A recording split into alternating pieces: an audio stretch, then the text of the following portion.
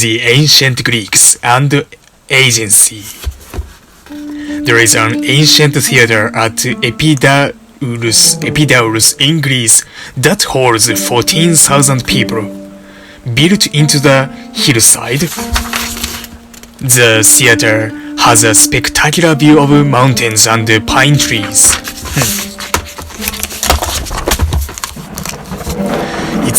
Its acoustics are such that it is possible to hear a piece of paper being crumpled on the stage from any location in the theater. Wow.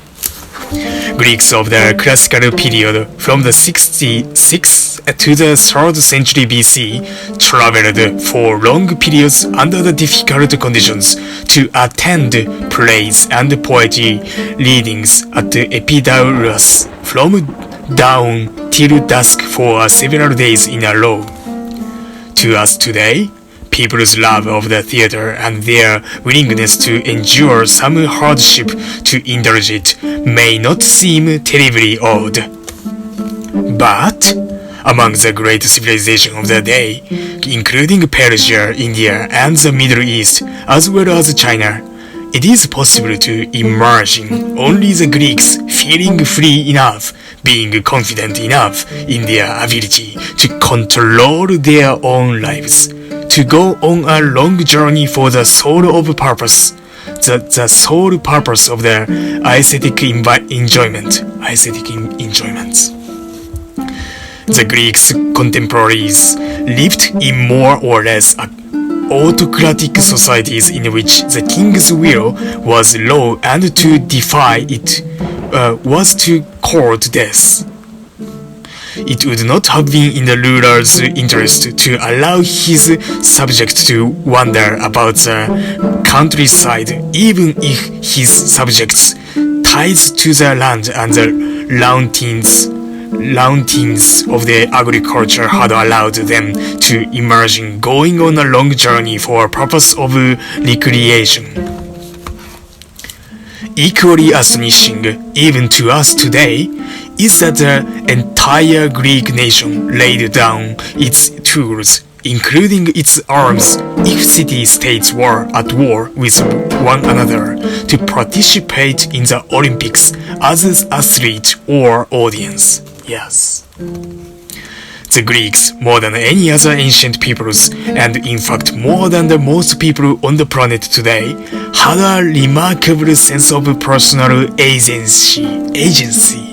The sense that they were in charge of their own lives and free to act as they chose. Agency. Wow. I didn't know that. One definition of happiness for the Greeks was that it consisted of being able to exercise their powers in pursuit of excellence in a life free from constraints. I see.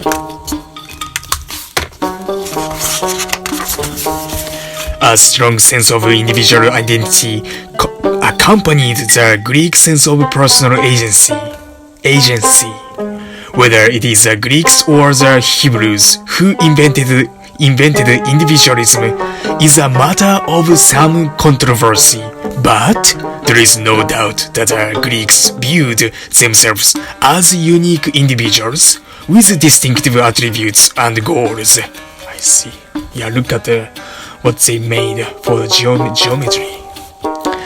This would have been true at least by the time of Homer in the 8th and 9th century BC. Both gods and humans in the Odyssey and the Iliad have personalities that are fully formed and individuated. Moreover, the differences among individuals were of substantial interest to Greek philosophers. I see. The Greek sense of agency fueled a tradition of debate. Yes, a tradition of debate. Fueled. Homer makes it clear that a man is defined almost as much by his ability to debate as by his prose as a warrior. I see. a commoner could challenge even a king and not only live to tell the tale, but occasionally sway an audience to his side. Wow.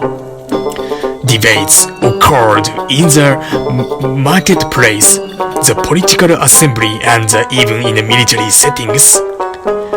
Uniquely among ancient civilizations, great matters of states, as well as the most ordinary questions, were often decided by public, rhetorical combat rather than by an authoritarian fiat.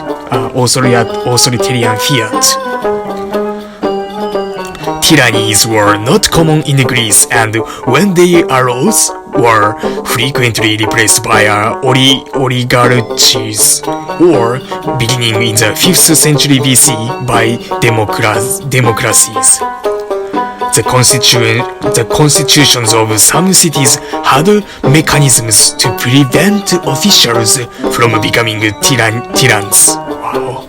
For example, the city of Dorelas on Crete prohibited a man from holding the office of Cosmos, magistrate, until 10 years had gone by since the last time he held the office.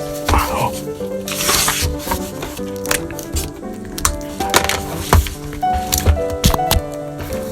As striking as the Greeks' freedom and individuality is their sense of curiosity about the world, Aristotle thought that curiosity was the uniquely defining property of the human beings. St. Luke said of Athenians of a later era, quote, "They spend their time in nothing else but to tell or to hear some new thing." Unquote.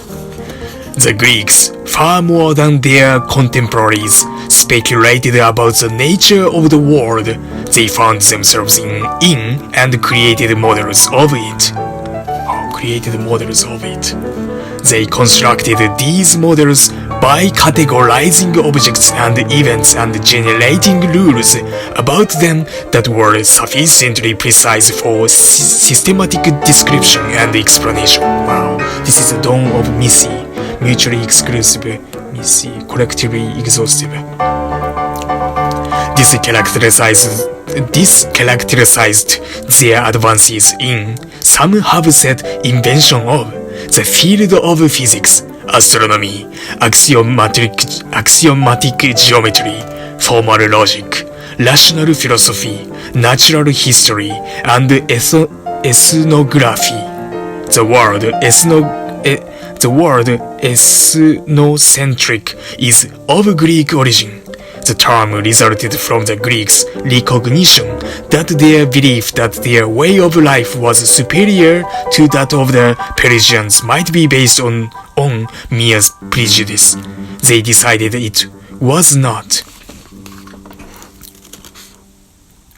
Whereas many great contemporary civilizations, as well as the earlier Mesopotamian and Egyptian and the later Mayan civilizations, made systematic observation in all scientific domains. Only the Greeks attempt to explain their observation in terms of underlying principles. Wow.